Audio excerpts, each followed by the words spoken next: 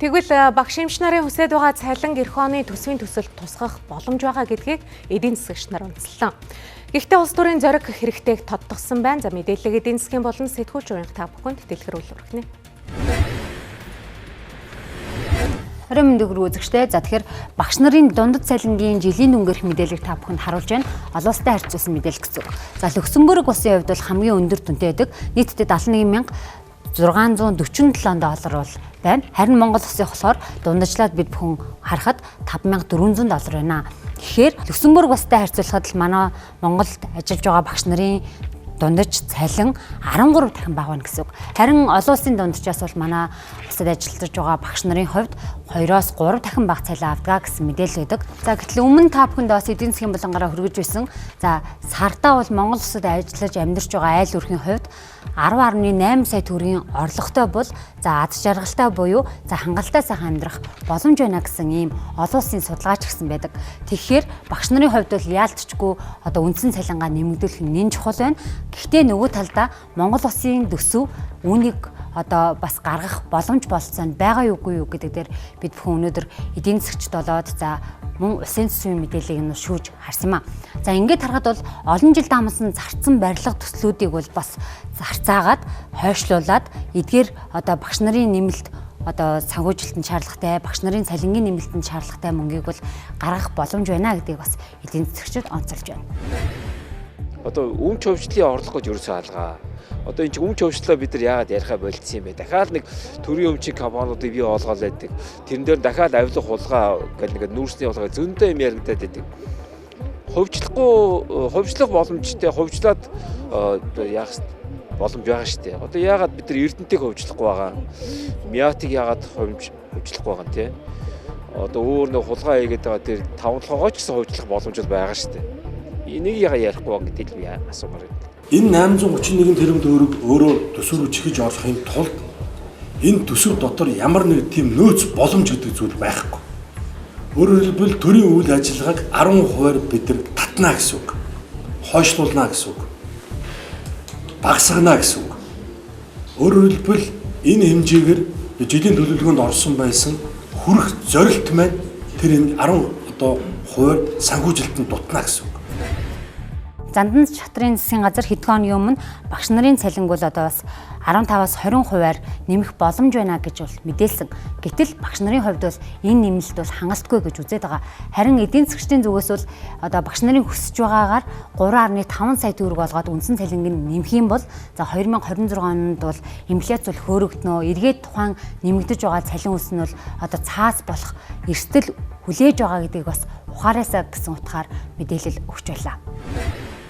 Ер нь бол ийм огцон дүнгээр өсөх гэж яагаад ч болохгүй. Энэ огцон дүнгээр өсөх юм бол нөгөө мөнгөний нийлүүлэлт маш их хэмжээгээр нэмэгдэн инфляцийн хөөрөгдөх асуудал болно. Ер нь бол яг эдийн засгийн бүтцээ өөрчилж, бүтээнчийг сайжруулах асуудлыг авчирчихгүйгээр энэ цалингийн огцон өсөлтийг ерөөсөө хийж болохгүй. Багш эмч нарын цалин үсийг бас өмнөх жилүүдэд бол Монгол улсын хувьд, засгийн газрын хувьд, за улсын хурлын гишүүдийн хувьд ч гэсэн шийдвэр гаргаад нэмэх боломж болцоо байсан гэдгийг бид бүхэн за экспорт импортын одоо тоо мэдээлэл гадаад худалдааны тоо мэдээлэлээс бол харж болно. Тухайлх юм бол 2021-с 2024 онд бол яг энэ одоо нүүрсний үн дэлхийн зах зээл дээр өссөнтэй холбогдуулаад экспортоос орж ирж байгаа орлого бол өссөн байгаа. Та бүхэн харж байна. Ингээ харахад бол 2021 оны 9-р сард 6.3 тэрбум Америк долларын орлого орж ирж байсан бол энэ тоо 8.9 тэрбум Америк доллар 11.3 тэрбум Америк доллар болж өссөн байгаа. Харин энэ оны 9 сарын байдлаар бол яалчгүй нүүрсний одоо үн зах зээл дээр буурсантай холбоотойгоор бас экспортын орлого ч гэсэн өмнөх оны мөн үеэс бол буурсан дүнтэй харагдаж байна. Энэ мэтчлэнгээр экспортын орлого өссөн энэ цаг үед бол багш эмч нарын цалин бол нэмэх боломж тухайн үеийн засгийн газар болоод улсын хурлын гишүүдэд байсан. Харин тэд зөвхөн тойргоо услах за эсвэл одоо ямар нэгэн шаардлагагүй төслүүдэд хөрөнгө оруулах гэх мэтчлэнгээр тухайн одоо жилийн төсвийн хөрөнгө оруулалтыг зөв сайн эрэмблээгүйгээс үүдээд ийхүү өнөөдрийн одоо энэ асуудал урган гарсан гэдгийг бас онцолж байна. Төрүүчийн засгийн газруудыг нэмэхгүй яасан гэдэг би асуумаар байгаа байхгүй. Тэгээ одоо нэг гинт огцом ингээд $1000 гэх юм уу ингээд нэмэгдүүлэх боломж бол төсвтөр бол харагдахгүй байгаа даа. За өнгөрсөн он жилүүдэд засаглаж байсан засгийн газар болоод ерөнхий сайднаар за мөн улсын хурлын дарга, улсын хурлын гишүүдийн хувьд гаргаж байсан шийдвэрүүд нь бас оновчгүй байсан гэдгийг бид бүхэн засгийн газрын өрийн мэдээлэлээс харж байна. Жишээлх юм бол 2026 онд нийтдээ 3.7 их найт төгрөгийн одоо засгийн газрын өрийн үйлчлэгийн төлбөрт төлнө. Үүнийх нь 2.4 их найт төгрөг нь үндсэн төлбөрт нь харин зөвхөн хүүгийн төлбөрт 1.2 их найт төгрөг л зарцуулах байгаа.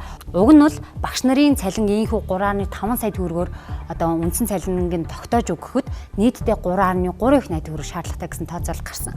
Тэгвэл энэ хэмжээний мөнгийг бид бүхэн хэрвээ одоо өнгөрсөн цаг хугацаанд ийм их засгийн газрын гадаад өр тавиагүй байсан бол энэ мөнгийг гаргах төсөв санхүүжилт 2026 оны төсөвт байх боломж байсан гэсэн үг. Хөрөнгө оруулалтыг зоригтой зогсоогоод бүгдийн дуудлага худалдаагаар зарах юм бол нэгдүгээр бид нар 3 их найт төгрөг хийнэ. Тэр нь нэмээд нэрээ үнэхээр зөв юм хийжсэн бол тэр чинь зарагдаад ингээд нэг их найдын орлого болох боломж байгаа байхгүй.